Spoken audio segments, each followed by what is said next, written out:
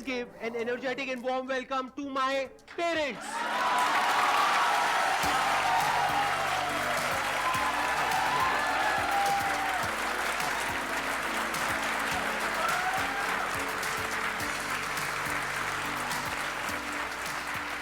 हाँ जी, प्लीज बैठिए।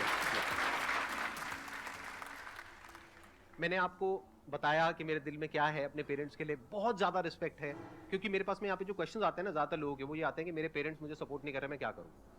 अब इसका मैं आंसर नहीं दे सकता, क्योंकि मेरे पेरेंट्स ने हमेशा मुझे सपोर्ट किया है, अनकंडीशनली किया है, कभी मुझे कुछ भी करने से नहीं रोका। और जो मैंने किया, जैसा भी किया, इनफैक्ट अभी भी, आज भी मुझे लाइफ में कोई भी प्रॉब्लम होती है तो मैं सीधा अपने पेरेंट्स के पास में जाता हूं, जा करके इनसे पूछता हूं और मेरी उस प्रॉब्लम को सोल्यूशन निकल जाता है। कैसे निकलता है मुझे नहीं पता, लेकिन मेरी कोई भी प्रॉब्लम हो, कितनी भी बड़ी हो, उसका सोल्यूशन अगले दिन मेरे पेरेंट्स निकाल देते हैं।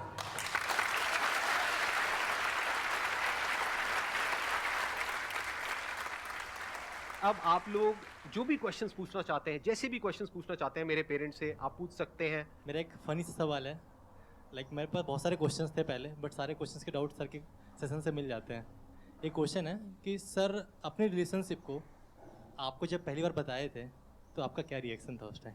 हर पेरेंट्स की कुछ ना कुछ एक्सपेक्टेशंस होती हैं।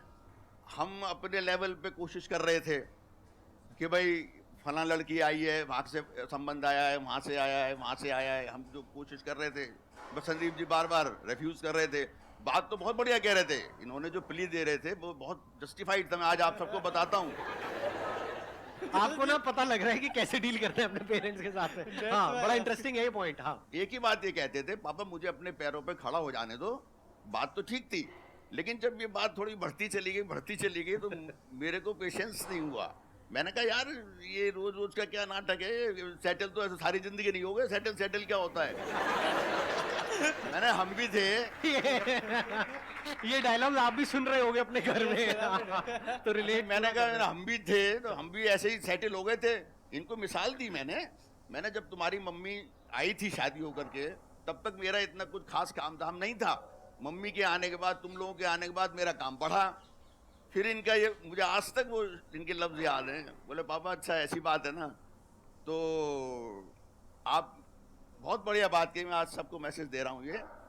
इन्होंने कहा आप मेरी 1 घंटे की मीटिंग करा दोगे, 1-2 घंटे में ज़्यादा तो पहचान नहीं पाएंगे, जितनी भी बात कर सकेंगे कर लेंगे, और उसके बाद आप जीवन भर के लिए मुझे उससे बांध दोगे। और अगर बाद में नहीं सही निकली या हमारी ट्यूनिंग नहीं बनी तो who will be the responsible for that. तो मैंने कहा भाई फंसा दिया। आई विल, हाँ यहाँ फंसा दिया ना, यहाँ फंसा दिया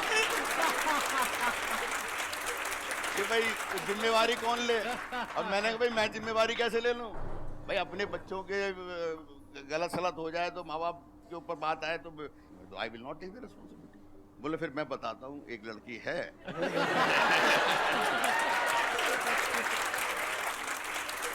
और उसका नाम ये है और उसको ऐसे ऐसे। तो मुझे वो वाली बात हुई, जोर का झटका धीरे से लगे। पता तो थी, मेरी बिटिया की सहेली थी, आना जाना था, सब था, काफी टाइम से, ऐसा कोई बात नहीं थी, ये साथ ही पढ़ते थे दोनों। फिर मैंने कहा, फिर मैंने देन अगर वो गलत निकली तो कौन लेगा रिस्पॉन्सिबिलिटी। मैंने काउंटर क्वेश्चन किया, ये फटाक से बोले I will be responsible. I will be responsible. मैंने ठीक है, if you are responsible, you are taking responsibility, ठीक है, आई एम एग्रीड, बस कर दिया। You are a great parent sir, you are great parent. Ma'am मेरा सवाल आपसे है कि जैसे लोगों के पेरेंट्स या ज़्यादातर उनकी मम्मियाँ बोलती हैं कि शादी के बाद लड़का बदल जाता है, संदीप सर में शादी से पहले और शादी के बाद क्या बदलाव आए हैं? जैसे पहले थे मेरे लिए वैसे ही अभी भी है। कोई